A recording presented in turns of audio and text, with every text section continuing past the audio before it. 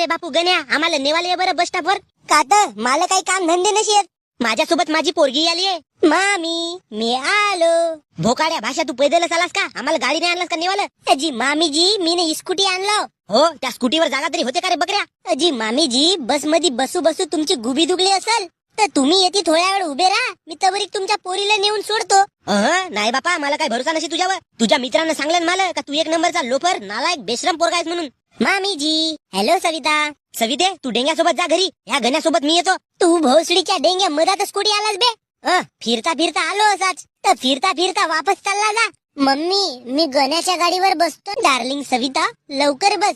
थूक लावून सीट साफ केलं मी न, फक्त माझ्या सवितेसाठी. चमडीपणा सोड गण्या भाऊ. तू कोण शेटंजी होस बे मला सांगणारा? चला लवकर, मला भूकही लागली आहे. तर घरून जेवता नाही आला का जी तुम्हाला? इकडे फुकटचा हेपलाला भेटत्या तर मस्ती येत्या. हेपत भैया, मला तू असा म्हणलास? चालेल सविते गावाला. जातेस तर जा भोकात. मी माझ्या मामाला सांगतो का दुसरी बायको कर न मला नवीन मामी बनवून दे म्हणून. बाई हे बी